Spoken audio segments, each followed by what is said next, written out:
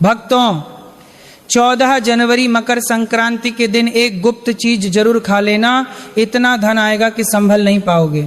ये केवल एक वीडियो का शीर्षक नहीं है, ये स्वयं माँ लक्ष्मी का वो गुप्त संकेत है जो शास्त्रों के पन्नों में कहीं दबा हुआ था।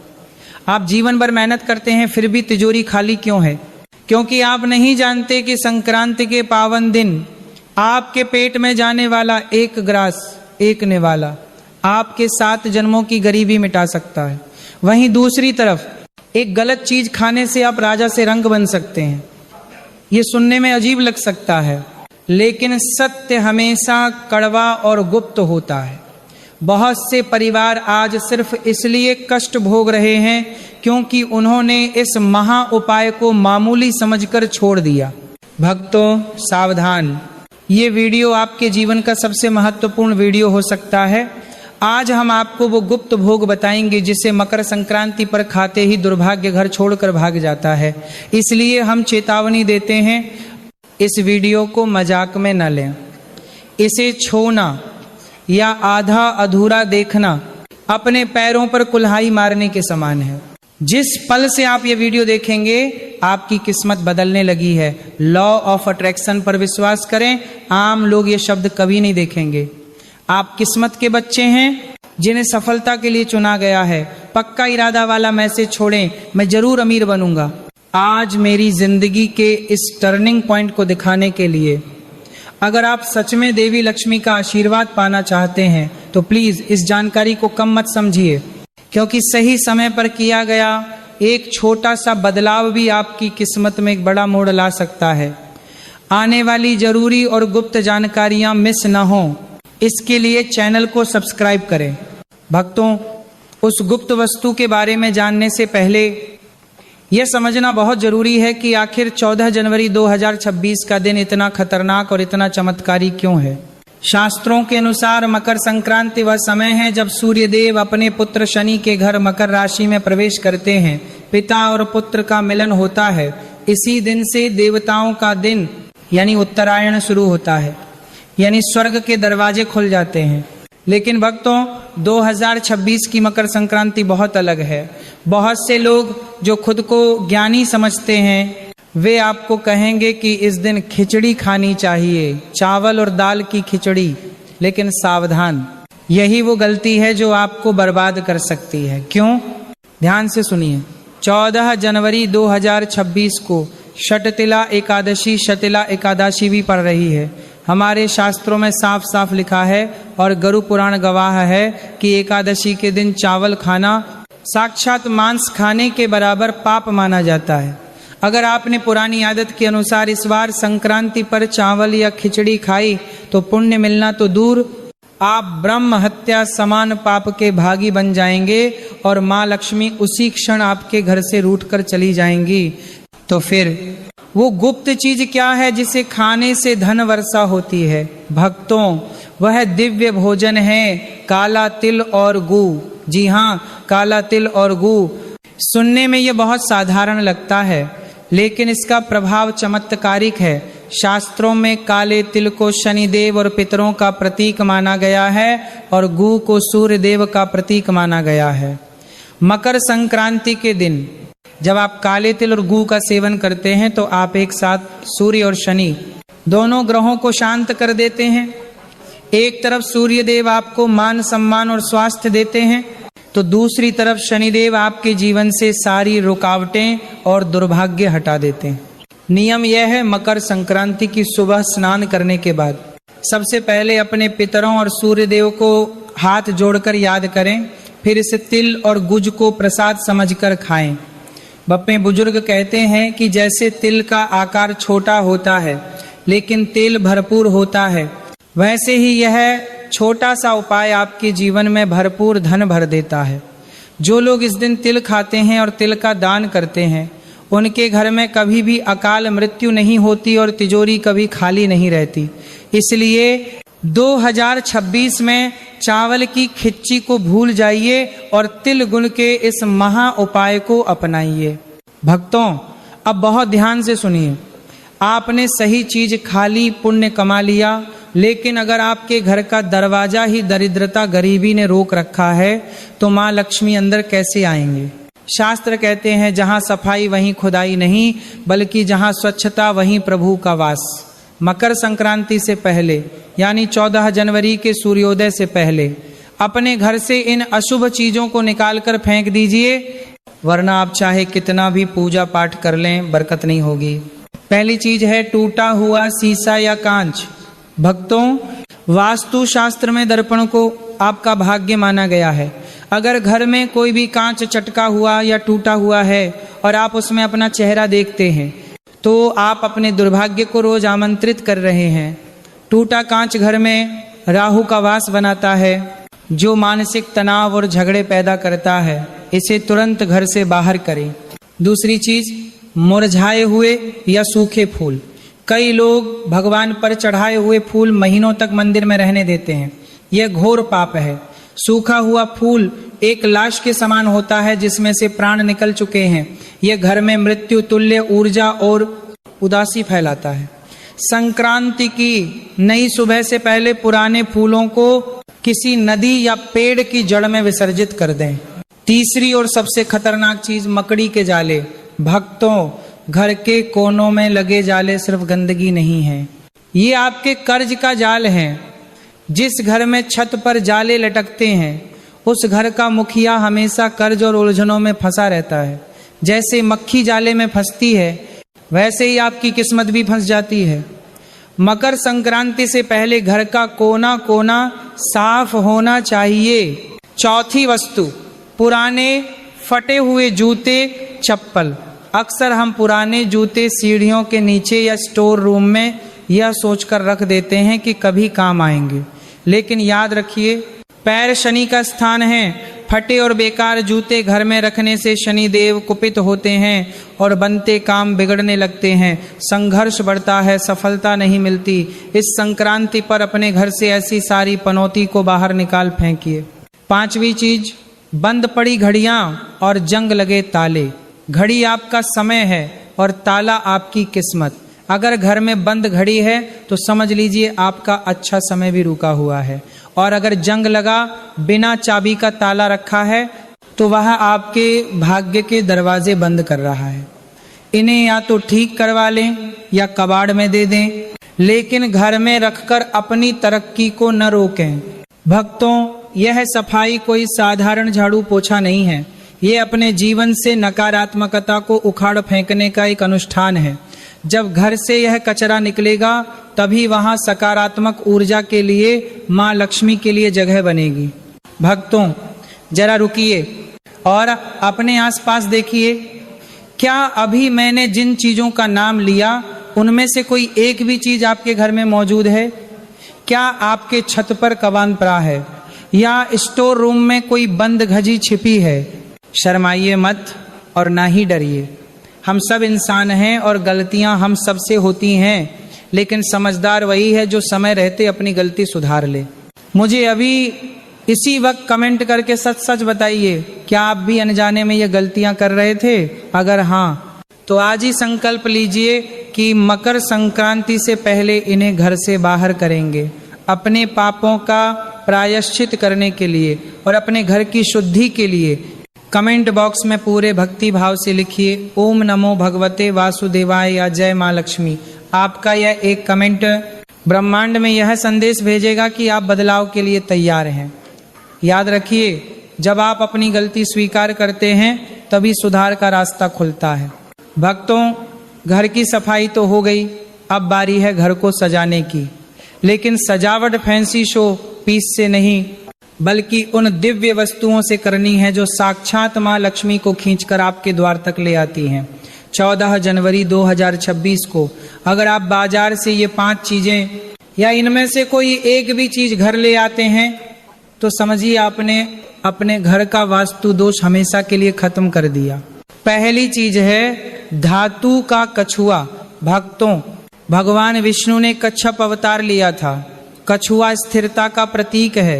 जिस घर में पीतल या चांदी का कछुआ उत्तर दिशा में रखा होता है वहां धन आता तो है, लेकिन सबसे बड़ी बात वह धन टिकता है, पानी की तरह बह नहीं जाता। दूसरी वस्तु दक्षिणावर्ती शंख।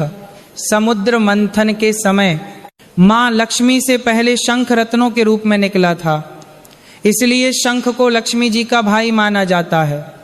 मकर संक्रांति के दिन इसे घर लाकर पूजा स्थान पर रखें।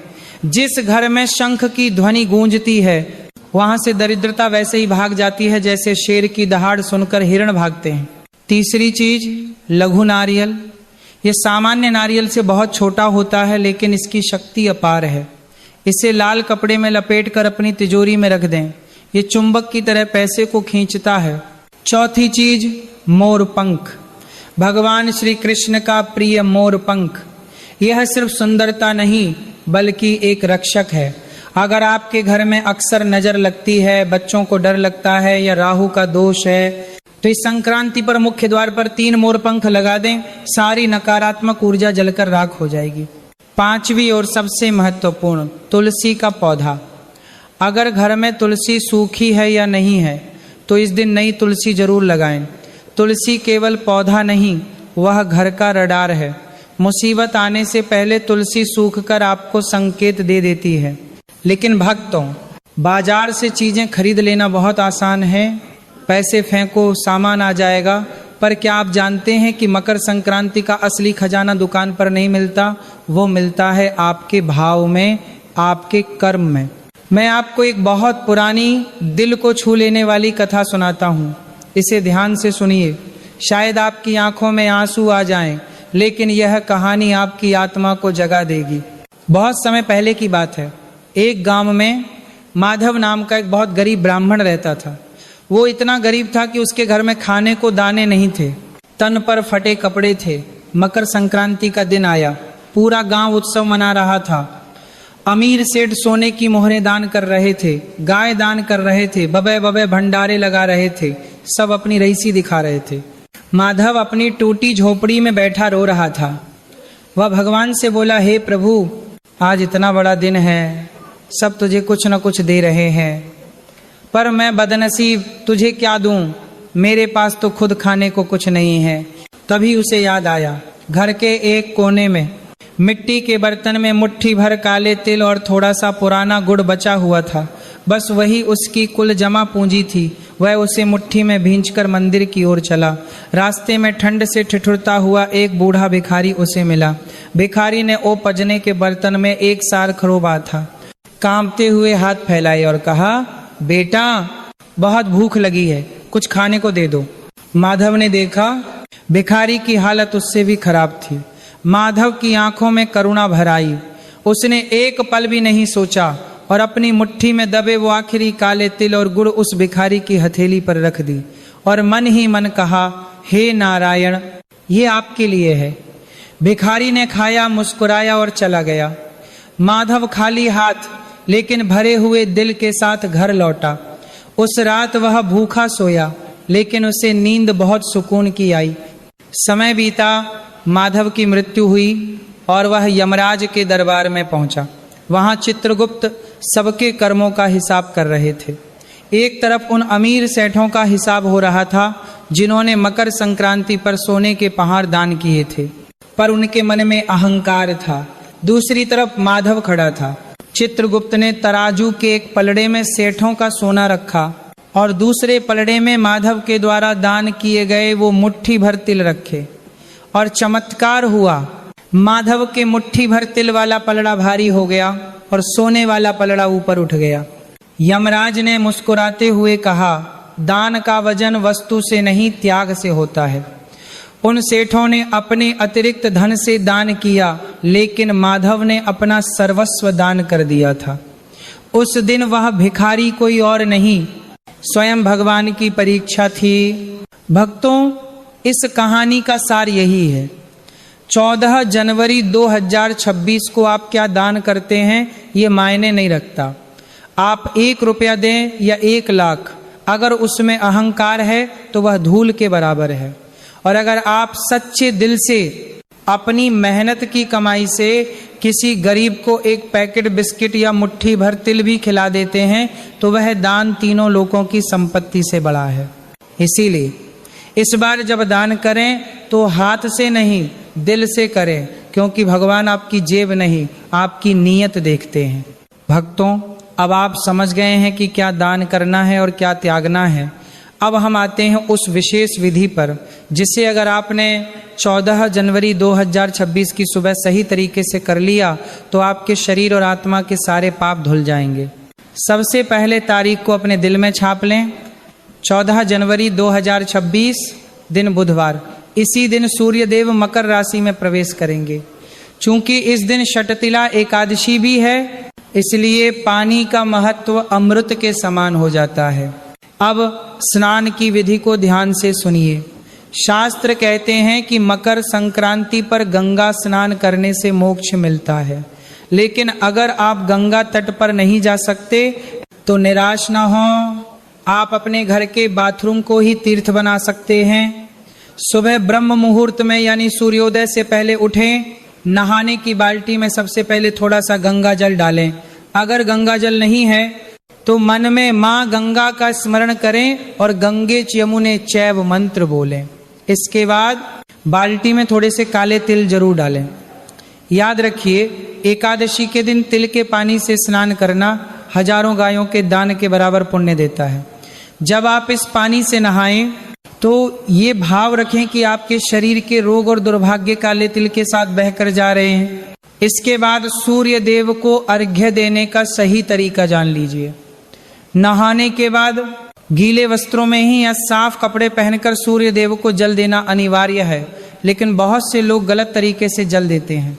सही तरीका यह है कि एक तांबे का लोटा लें, उसमें शुद्ध जल भरें, उसमें एक चुटकी रोली यानी लाल चंदन, थोड़े से काले तिल, थोड़ा गुड़ और एक लाल फूल डालें। अब पूर्व दिशा की ओर मुख करें, अपने दोनों हाथों को सिर से ऊपर उठाएं और धीरे धीरे जल की धारा छोड़ें। ध्यान रहे, जल की गिरती हुई धार के बीच से आपको सूर्य भगवान के दर्शन करने हैं। जल देते समय इस मंत्र का जाप करें, ओम सूर्याय नमः या ओम आदित्याय नमः। जो जल जमीन पर गिरे उसे लांघे नहीं, उस जल को अपनी उंगलियों से छूकर अपने माथे और आंखों पर लगाएं। यह सूर्य का तेज है, इसे अपने भीतर उतारें। अब भोजन का नियम और अंतिम चेतावनी सुनिए। एक बार फिर अंतिम चेतावनी दे रहा हूं, 14 जनवरी 2026 को घर में चावल, खिचड़ी या रोटी न बनाएं। इस दिन केवल फलाहार करें या कुट्टू और सिंघाड़े का आटा खाएं। और सबसे जरूरी बात यह है कि तिल और गुड़ के लड्डू का भोग भगवान विष्णु और सूर्य देव को लगाकर उसे ही प्रसाद रूप में ग्रहण करें। यह छोटा सा त्याग आपके वंश की रक्षा करेगा। भक्तों, वीडियो के अंत में मैं आपसे बस इतना ही कहूँगा, अमीर वह नहीं है जिसके पास तिजोरी भरी है, अमीर वह है जिसके पास ईश्वर का आशीर्वाद और संतोष है। मकर संक्रांति हर साल आती है, लेकिन 2026 का ये संयोग बार बार नहीं आएगा। आज आपके पास दो रास्ते हैं। एक रास्ता है कि इस वीडियो को अभी बंद करें और अपनी पुरानी आदतों में, उसी गरीबी और क्लेश में वापस चले जाएं। दूसरा रास्ता है कि आज ही, अभी इसी पल अपने जीवन की कमान अपने हाथ में लें, घर की सफाई करें, मन की सफाई करें और 14 जनवरी को श्रद्धा भाव से दान करें। चुनाव आपका है। याद रखिए, कर्मों की आवाज शब्दों से ऊंची होती है। अगर आपको लगता है कि इस वीडियो ने आपकी आंखें खोली हैं तो इसे केवल अपने तक सीमित न रखें, इसे अपने दोस्तों और परिवार के साथ शेयर करें। शास्त्रों में इसे ज्ञान दान कहा गया है। क्या पता आपके एक शेयर से किसी गरीब के घर में रोशनी हो जाए, और जब किसी और का भला होता है तो उसकी दुआ आपको ही लगती है। ऐसी ही दुर्लभ और रहस्यमयी जानकारियों के लिए जो आपकी किस्मत बदल